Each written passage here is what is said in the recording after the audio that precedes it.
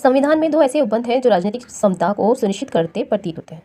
प्रथम है आर्टिकल 325 के अनुसार धर्म, जाति, लिंग या वर्ग के आधार पर किसी व्यक्ति को मतदाता सूची में सम्मिलित होने पर अयोग्य करार नहीं दिया जाएगा। और दूसरा है अनुच्छेद 326 के अनुसार लोकसभा और विधानसभाओं के लिए वयस्क मतदान का प्रावधान। बंधुत्व से मतलब ये होता है कि आपसी भाईचारे की भावना तथा जातीय, भाषाई, धार्मिक और अन्य विविधताओं के बाद भी भारतीयता की साझी भावना को बढ़ावा देना। भारतीय संविधान में निहित सार्वभौम नागरिकता से संबंधित उपबंधों का उद्देश्य भारतीय बंधुत्व की भावना को मजबूत करना है।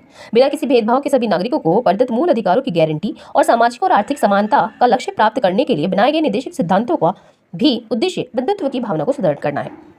अब देखते हैं व्यक्ति की गरिमा से क्या मतलब है। बंधुत्व को बढ़ावा देने और उन्हें सुदृढ़ करने के लिए प्रत्येक व्यक्ति की गरिमा को सुरक्षित रखना आवश्यक है। इसलिए भारतीय संविधान की उद्देशिका में राज्य द्वारा व्यक्ति की गरिमा सुनिश्चित करने का प्रावधान किया गया है। इस उद्देश्य की प्राप्ति के लिए संविधान में स्वतंत्रता, समानता आदि के मूल अधिकारों की गारंटी दी गई है। निर्देशक तत्वों द्वारा राज्य को ये दिशा निर्देश दिया गया है कि वे अपनी नीतियों का निर्माण इस तरह से करें ताकि सभी नागरिकों को जीविकोपार्जन के लिए साधन, काम की न्याय संगत और मानवोचितताएं और एक समुचित जीवन स्तर उपलब्ध कराया जा सके और उनके जीवन की गुणवत्ता में सुधार लाया जा सके। अब देखते हैं कि राष्ट्र की एकता, अखंडता क्या होती है। संविधान निर्माताओं के अनुसार सर्वोच्च मूल्य ये भी था कि एकीकृत भारत का निर्माण किस प्रकार किया जाए और विभिन्न प्रकार के विखंडित विभाजित समानती समाज को मजबूत और संगठित राष्ट्र में कैसे परिवर्तित किया जाए। बंधुत्व की भावना एवं व्यक्ति की गरिमा की रक्षा राष्ट्र की एकता और अखंडता के लिए आवश्यक है। संविधान के आर्टिकल 51A के अंतर्गत सभी नागरिकों का ये कर्तव्य माना गया है कि वे भारत की संप्रभुता, एकता, अखंडता की रक्षा करें और उसे अक्षुण्ण रखें। 42nd कॉन्स्टिट्यूशन अमेंडमेंट 1976 के द्वारा प्रस्तावना में एकता शब्द को एकता और अखंडता शब्द से प्रतिस्थापित किया गया तथा राष्ट्र की एकता और अखंडता के आदर्श को व्यक्त प्रदत्त किया गया। भारतीय संविधान के उद्देशिका के उद्देश्य अगर हम देखेंगे तो क्या क्या होते हैं, तो इसके प्रमुख उद्देश्य इस तरह से होते हैं कि ये उस सोर्स की ओर संकेत करती है जिसमें संविधान अपनी शक्ति प्राप्त करता है। ये संविधान द्वारा निर्धारित उद्देश्यों को अभिव्यक्त करती है।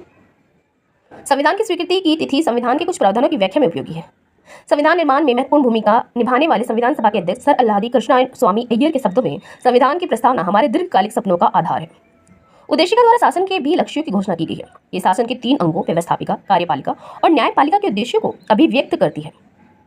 उद्देशिका के अनुसार भारतीय गणतंत्र के 4 प्रमुख स्तंभ हैं।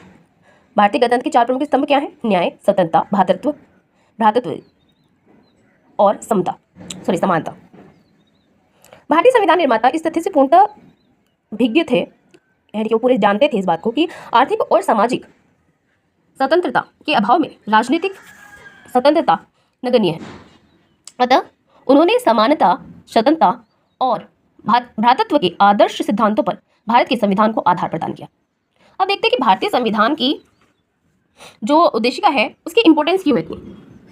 तो उद्देशिका में उस आधारभूत दर्शन और राजनीतिक, धार्मिक और नैतिक मूल्यों का उल्लेख है जो हमारे संविधान का आधार है। सुप्रीम कोर्ट ने ऐसे बहुत से जजमेंट दिए हैं जो उद्देशिका के महत्व और उपयोगिता को प्रदर्शित करते हैं। इसे संविधान की कहा जाता है। प्रेम्बल के अनुसार संविधान समस्त शक्तियों का केंद्र बिंदु है। उसमें जो संविधान के अनुसार जो संविधान की समस्त शक्तियों का केंद्र बिंदु कौन है? भारत के लोग हैं। ये उद्देशिका में बताया गया है। उद्देशिका को न्यायालय द्वारा परिवर्तित नहीं किया जा सकता। उद्देशिका संविधान के किसी भी भाग पर कोई विशेष बल नहीं देती है, लेकिन ये संविधान के एक प्रकाशित मार्ग की ओर ले जाती है। अब क्वेश्चन ये है कि क्या प्रेम्बल, क्या उद्देशिका संविधान के भाग के रूप में है या नहीं, इसको कॉन्स्टिट्यूशन का पार्ट माना गया है कि नहीं माना गया। प्रस्तावना यानी कि उद्देशिका संविधान का एक भाग है, लेकिन ये न्यायालय में अपरिवर्तनीय है। उद्देशिका में संसद द्वारा आर्टिकल 368 के अंतर्गत संशोधन किया जा सकता है, लेकिन इसका मूल ढांचा यानी कि बेसिक स्ट्रक्चर यथावत रहना चाहिए। उद्देशिका संविधान के किसी भाग पर कोई विशेष बल नहीं देती है, लेकिन ये संविधान के प्रकाशित मार्ग की ओर ले जाती है।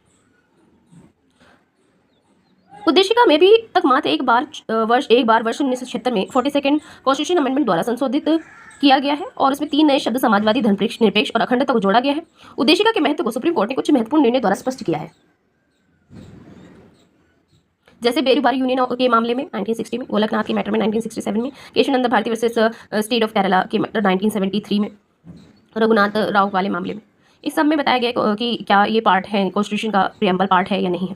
तो बेरूबारी यूनियन के मामले में 1960 में सुप्रीम कोर्ट ने ये कहा कि प्रस्तावना संविधान का अंग नहीं है। गोलकनाथ के मामले में 1967 में इस बात में सहमति प्रकट की गई थी कि प्रस्तावना संविधान निर्माताओं के मन की कुंजी है। जहां संविधान की भाषा अस्पष्ट या संदिग्ध हो, वहां इसके अर्थ को स्पष्ट करने के लिए प्रस्तावना का सहारा लिया जा सकता है। 1973 में Keshavananda Bharati versus state of Kerala के मामले में न्यायालय ने अपने निर्णय को लड़ते हुए कहा कि प्रस्तावना संविधान का भाग है। इसके पीछे ये है कि तर्क दिया गया कि जब संविधान के अन्य सभी बंद अधिनियमित किए जा चुके थे, उसके बाद प्रस्तावना को अलग से पारित किया गया। केशवानंद भारती मामले में निर्णय दिया गया कि संसद द्वारा संविधान के अनुच्छेद 368 के अधीन प्रस्तावना में भी संशोधन किया जा सकता है, लेकिन प्रस्तावना समाहित तो संविधान के बुनियादी तत्वों में संशोधन नहीं किया जा सकता है। रघुनाथ राव वाले मामले में ये कहा गया था कि उद्देशिका शक्ति का स्रोत नहीं है, इसके द्वारा विधानमंडल पर प्रतिबंध नहीं लगाया जा सकता है। ये संदिग्ध तथा दो अर्थों वाले उपबंधों को समझने के लिए उपयोगी है। अब देखते हैं मौलिक अधिकार क्या है। तो मौलिक अधिकार आर्टिकल 12 में मूल अधिकार को परिभाषित किया गया है। मूल अधिकार जिसे भारत का अधिकार पत्र यानी कि मैग्ना कार्टा भी कहा जाता है। इससे मतलब ये होता है कि ऐसे अधिकारों से है जो देश में व्यवस्था बनाए रखने और राज्य की तानाशाही के विरुद्ध नागरिकों की सुरक्षा को सुनिश्चित करते हैं, अर्थात ये उदारवादी व्यक्तिवादी सिद्धांत को व्यक्त करते हैं। इन्हें संविधान द्वारा सुरक्षा एवं गारंटी प्रदान की गई है। इन अधिकारों को मूलभूत अधिकार इसलिए कहा जाता है क्योंकि ये व्यक्ति के पूर्ण बौद्धिक, नैतिक और आध्यात्मिक विकास के लिए आवश्यक है। किसी भी लोकतंत्र की सफलता का या असफलता का उस देश की जनता को मिली नागरिक स्वतंत्रता पर निर्भर हुआ माना जाता है। लोकतंत्र का कार्य राज्य की सुरक्षा को ध्यान में रखते हुए नागरिकों को आधिकारिक व्यक्तित्व विकास के अवसर उपलब्ध कराना है। प्राय सभी लोकतंत्र इसी उद्देश्य के लिए मौलिक अधिकारों की एक सूची अपने संविधान द्वारा प्रत्याभूत कर उन्हें कार्यपालिका तथा विधानमंडल के अनाधिकरण से सुरक्षित रखते हैं। संविधान में उद्घोषित मौलिक अधिकारों को संशोधित करने का अधिकार केवल संसद के पास नहीं है। भारत में मौलिक अधिकारों की रक्षा का उत्तरदायित्व सुप्रीम कोर्ट और हाई कोर्ट को सौंपा गया है।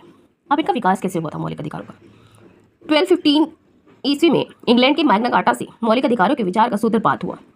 फ्रांसीसी क्रांति 1789 में संविधान मानवीय अधिकारों का की घोषणा को शामिल करके व्यक्ति के जीवन के लिए कुछ आवश्यक अधिकारों को संवैधानिक मान्यता प्रदान करने की प्रक्रिया शुरू हुई।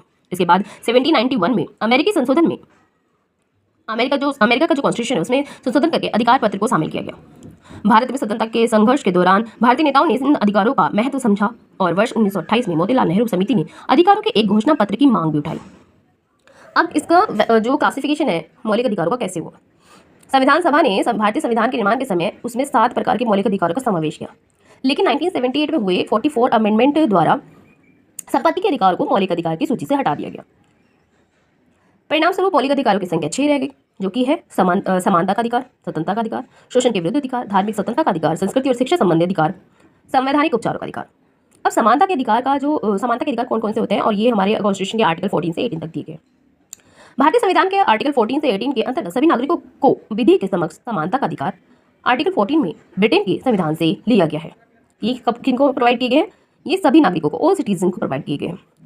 इस आर्टिकल में राज्य के अधीन सेवाओं में समान अवसर और सामाजिक समता प्रदान करने की व्यवस्था की गई है। समानता का अधिकार मौलिक अधिकारों को मूल मानव स्वतंत्रता के रूप में परिभाषित किया गया है कि प्रत्येक भारतीय नागरिक को व्यक्तित्व के उचित और सामंजस्यपूर्ण विकास के लिए आनंद लेने का अधिकार है। ये अधिकार सार्वभौमिक रूप से सभी नागरिकों पर समान रूप से लागू होते हैं, भले ही जाति, जन्म, स्थान, धर्म, जाति या लिंग अलग हो। आर्टिकल 14 से 18 के अंतर्गत वर्णित प्रमुख अधिकार निम्न प्रकार है।